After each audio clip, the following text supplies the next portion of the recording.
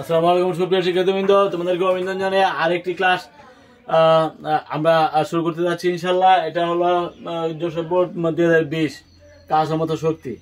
এখানে উদ্যোগটা আমরা করি 7.8 গ্রাম পার সিসি। 7.8 গ্রাম পার সিসি ঘনত্বের একটি গোলকের ব্যাস স্লাইড ক্লিপার দিয়ে পরিমাপ করতে গিয়ে প্রধান স্কেল পার্ট পাওয়া গেল 5 সেন্টিমিটার। বার্নিয়ার সমপত্র 9। বার্নিয়ার স্কেল 20টি দাগের সাথে প্রধান স্কেলে 19 দাগ মিলে যায়। প্রধান স্কেলে ঊর্ধ্বতম 1 ভাগ 1 মিলিমিটার। গোলকটিকে ভূমি হতে 50 মিটার উচ্চতায় নিয়ে স্থির অবস্থা হতে ছেড়ে দেওয়া হলো। এখানে আমরা প্রথমে চাইছি গোলকের ব্যাসার্ধ। তো গোলকের ব্যাসার্ধ নির্ণয় করতে হলে গোলকের ব্যাস নিতে হবে। তো গোলকের ব্যাস সমান কি আমরা জানি, গোলকের ব্যাস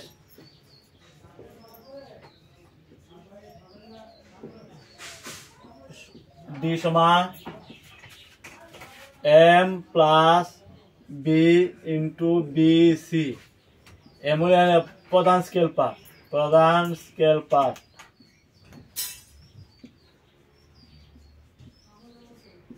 আর এই যে বি হল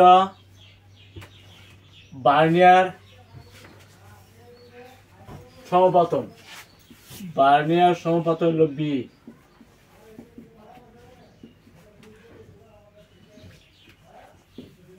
আর এই যে বিসি এটা হলো বার্নিয়ার দ্রবক। বার্নিয়ার দ্রবক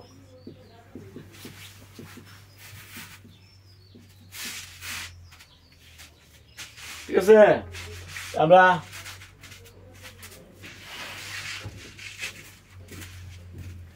প্রধান স্কেল পার্ট কত? এম সমান 5 সেন্টিমিটার। বার্নিয়ার সমপাতন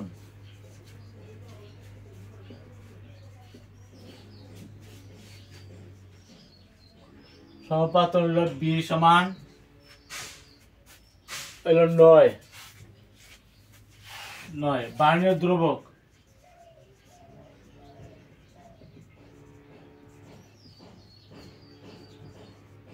BC সমান 1 মাইনাস 19/20। যেহেতু প্রধান স্কেলে 19 দাগ বার্নিয়ার স্কেলে 20 দাগের সাথে মিলছে, তার মানে মাত্রা হলো 19/20।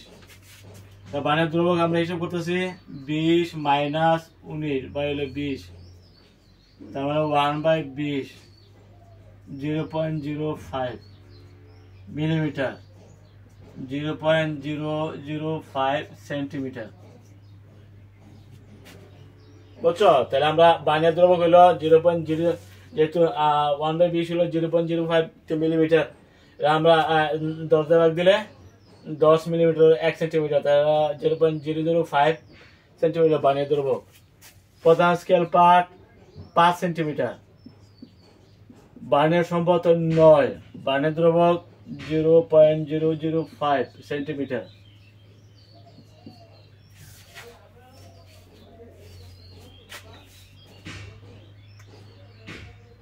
পাঁচ প্লাস 9 ইন্টু 0.005 5.045।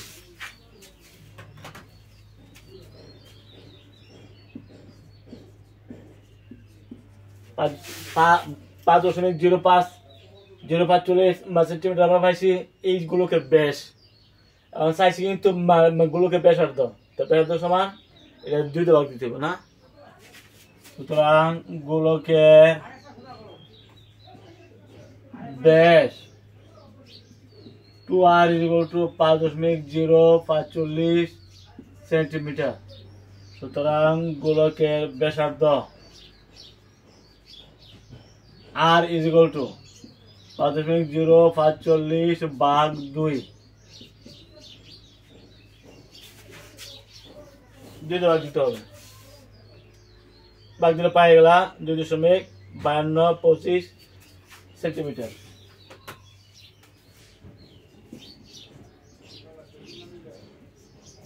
এই গোলকের ব্যাসার্ধ।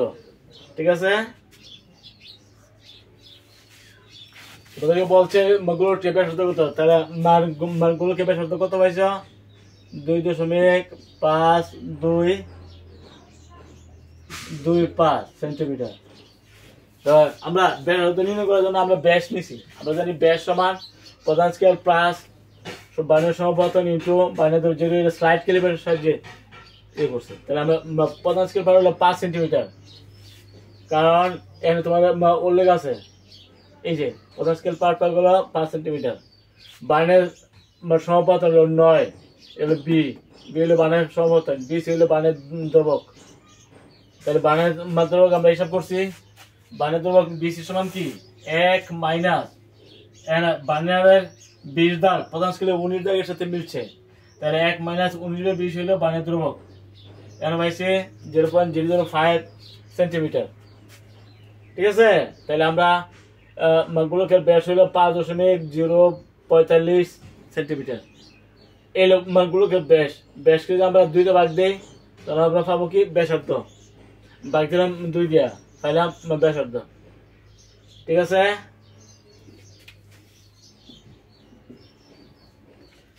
এই হলো আমাদের গোলকের ব্যাসার্ধ।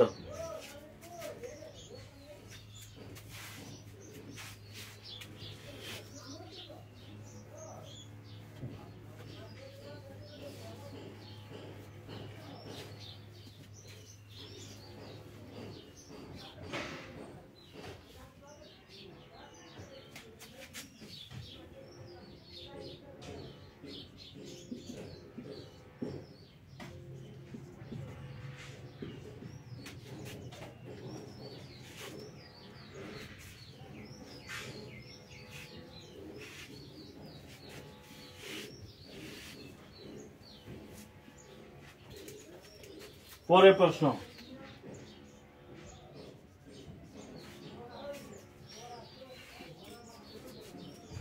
ভূমি হতে 15 মিটার উচ্চতায় গতিশক্তি ও দৃঢ়শক্তির মধ্যে কোনটির পরিমাণ বেশি?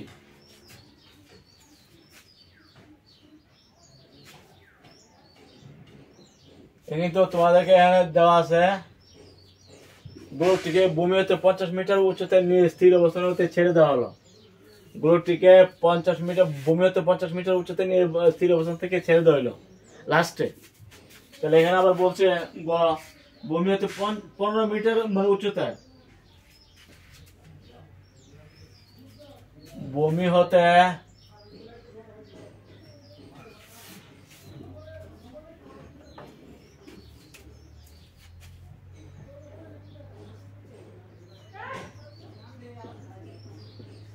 15 মিটার উচ্চতায়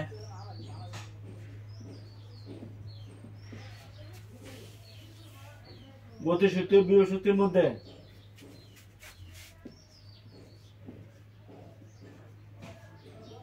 গতিশক্তি ও বিভব শক্তির মধ্যে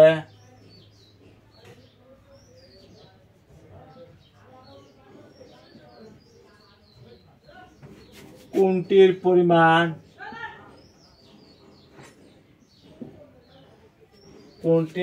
পরিমাণ বেশি হবে?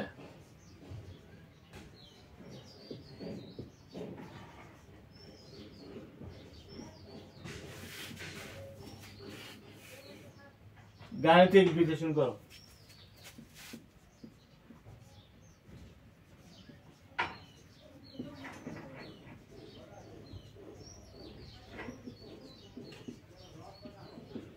তাহলে বলছে গোলকটিকে ভূমি হতে 50 মিটার উচ্চতায়, গোলকটিকে ভূমি হতে 50 মিটার উচ্চতায় স্থির অবস্থান হতে ছেড়ে দেওয়া হলো। 50 মিটার উপর থেকে গোলকটিকে মানে ছেড়ে দিচ্ছে, তাই না? গোলক উচ্চতা হইল মানে 50 মিটার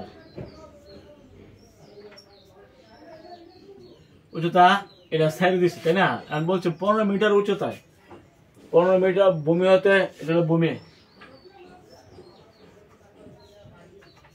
ভূমি হতে 15 মিটার উচ্চতায় আমি তো মনে করি এটা হলো 15 মিটার। ঠিক আছে, এই যে 15 মিটার যদি ভূমি হয়, আমি যে 15 মিটার উচ্চতায় এটা ধরি, এই 15 মিটার উচ্চতায় কোনটি পরিমাণ বেশি হবে, কি বিভব বেশি না গতিশক্তি বেশি, এটা হিসাব করতে হবে। বুঝছো? টোটাল গোলকটা উপর থেকে 50 মিটার উপর থেকে তীর অবস্থান হতে ছেড়ে দেওয়া হলো। এখন বলতে হবে 15 মিটার ভূমি থেকে 15 মিটার উচ্চতায় গতিশক্তি এবং বিভব শক্তির মধ্যে কার বেশি হবে। আমরা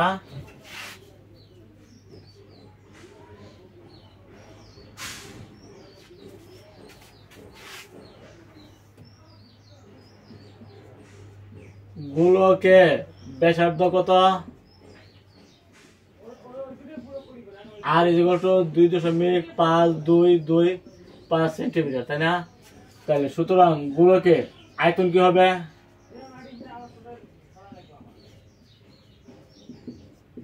আয়তন বি সমান 4/3 পাই আর কিউব। তাহলে 4/3 পাই 3.1416 আর হইল 2.525 কিউব। ঠিক আছে?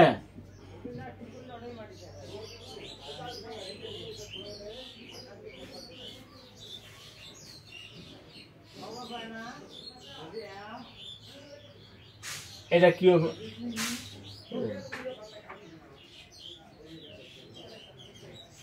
আর আমরা হিসাবটা করে গোলকের আয়তন কত, যেই গোলকের ব্যাসার্ধ ছিল 2.522 সেন্টিমিটার, সেই গোলকের আয়তন কত আমরা জানি। গোলকের আয়তন হলো 4/3 পাই আর কিউব। 4/3 পাই হলো 3.1416 আর হলো 2.52225 এটার কিউব, তাই না? আমরা হিসাবটা করবো।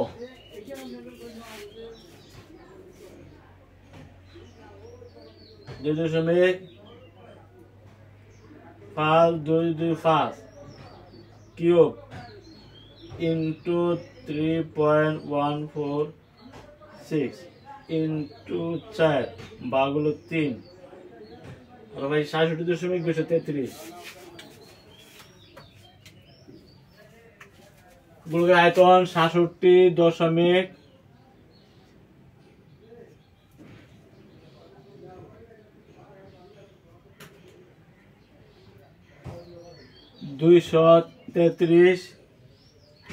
10206 সেন্টিমিটার কিউব। ঠিক আছে, আমরা গোলকের আয়তনটা আমরা নিলাম। এখন গোলকের ঘনত্ব কিন্তু আছে না, এত ঘনত্বের একটি গোলক, যে গোলকের ঘনত্ব হলো 7.8, এত গোলকের ঘনত্ব রো সমান 7.8 গ্রাম পার সিসি। সুতরাং গোলকের বর কত হবে, বল বি রো, তাই না?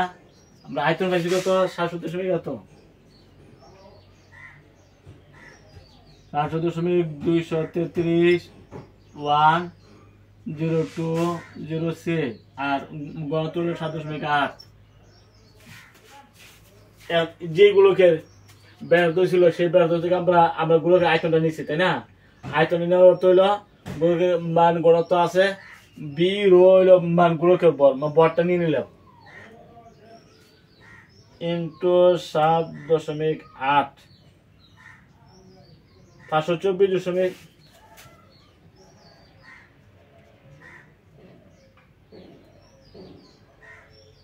4181961 গ্রাম। আমরা গ্রাম পাইছি, যেহেতু আমাদের গ্রাম পার সিসি আছে, আমরা যে আয়তন নিয়েছি তাও সেন্টিমিটার কিউব।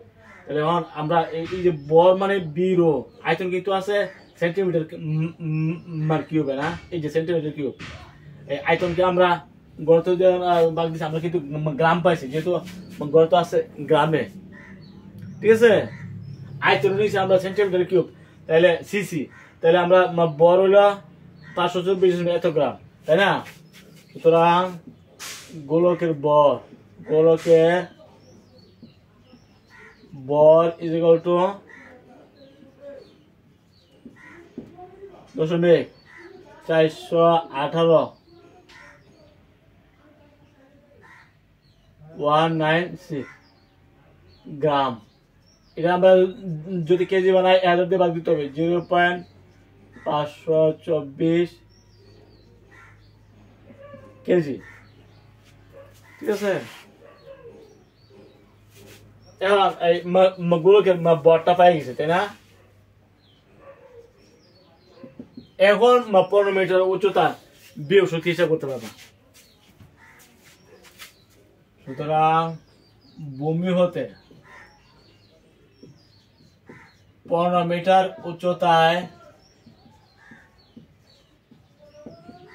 বিভব শক্তি ইপি হইল mgh। আমরা এম পাইছি 0.52418, জি হলো 9.8, এইচ হলো 15 মিটার। যেহেতু শক্তি জোর বলতে হবে। এখন আমরা হিসাব করি,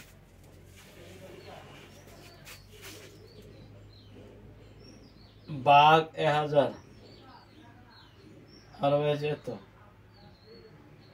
ইন্টু 9.8 ইন্টু 15, 77.089।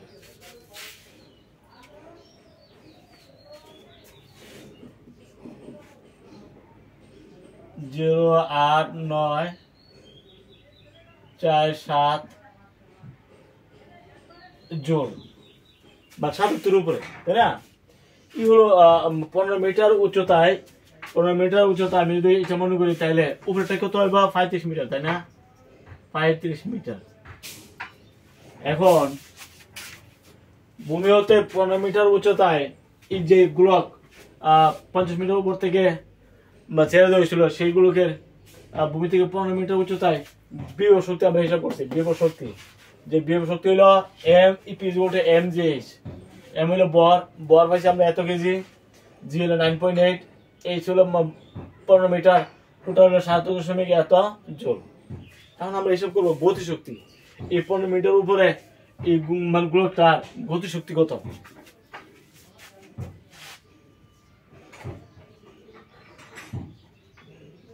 পনেরো মিটার উচ্চতায় গোলকের গতিশক্তি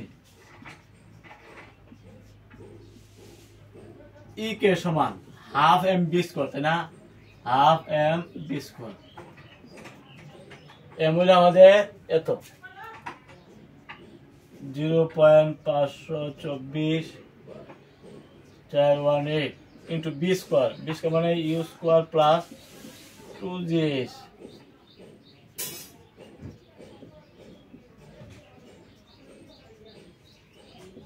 যখন পরন্ত বস্তু যখন পরে, তখন তার আদি বেগ হলো 0।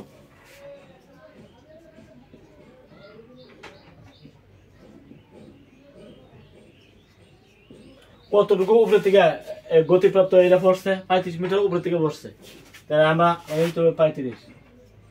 ঠিক আছে,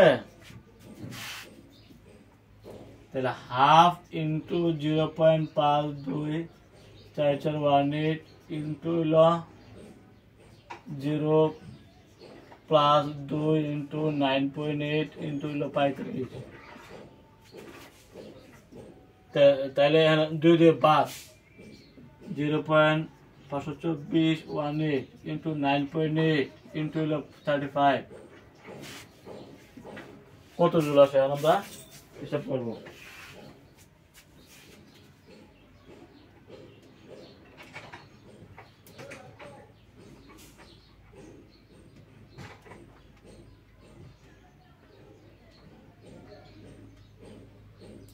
একশো 79.87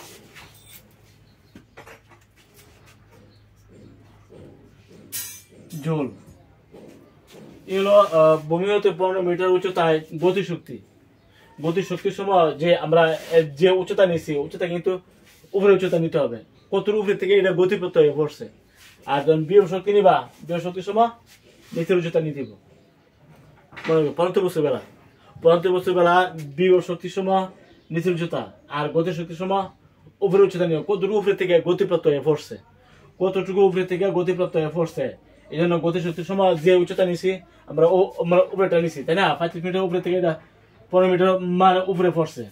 আর বিভব শক্তির সময় আমরা নিচের উচ্চতা নিছি, বিভব শক্তির সময় আমরা নিচের উচ্চতা নিছি, এটা খেয়াল রাখতে হবে।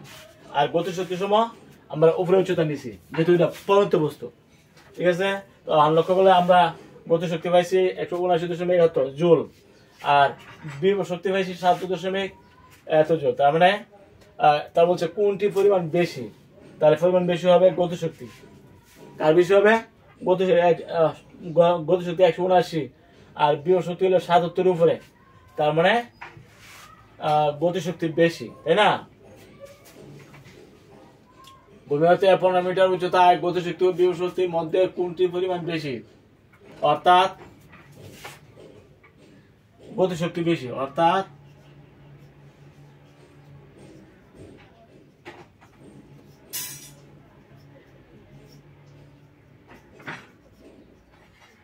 বেশি। আশা করি বুঝতে পারছো।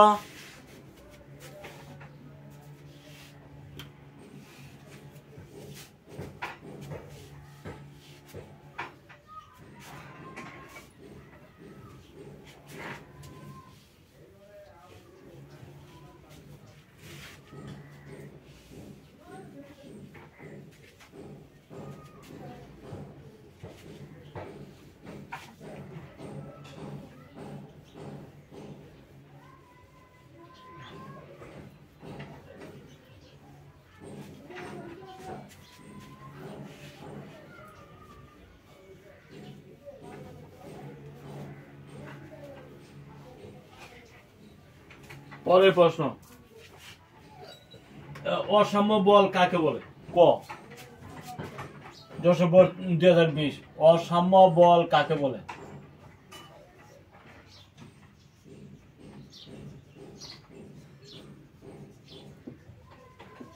কোন বস্তুর উপর একাধিক বল প্রয়োগ করলে যদি বলের লব্ধি শূন্য না হয়, বলের লব্ধি শূন্য না হয় এবং ত্বরণ থাকে, এবং নির্দিষ্ট দিকে বস্তুর ত্বরণ থাকে, তখন সেই বলটাকে বলা হয়, ওই বলগুলোকে বলা হয় অসাম্য বল। কোন বস্তুর উপর একাধিক বল প্রয়োগ করলে যদি ত্বরণ থাকে এবং বলের লব্ধি শূন্য না হয়, বলের লব্ধি শূন্য না হয় এবং যদি নির্দিষ্ট দিকে বস্তুর ত্বরণ থাকে, নির্দিষ্ট দিকে বস্তুর ত্বরণ থাকে, তাহলে ওই সব বলগুলোকে অসাম্য বল বলা হয়। ঠিক আছে, কোন বস্তুর উপর একাধিক বল ক্রিয়া করলে যদি বলের লব্ধি শূন্য না হয়, কোন বস্তুর উপর একাধিক বল প্রয়োগ করলে যদি বলের লব্ধি শূন্য না হয়, যদি নির্দিষ্ট দিকে বস্তুর ত্বরণ থাকে, নির্দিষ্ট দিকে বস্তুর ত্বরণ থাকে, তাহলে ওই সব বলগুলোকে বলা হবে অসাম্য বল। ঠিক আছে, পরের প্রশ্ন, বস্তুর ভরের পরিবর্তন হয় না কিন্তু ওজনের পরিবর্তন হয়, ব্যাখ্যা করো। বস্তুর ভরের পরিবর্তন হয় না কিন্তু ওজনের পরিবর্তন হয়, ব্যাখ্যা করো। ওজনের পরিবর্তন হয়,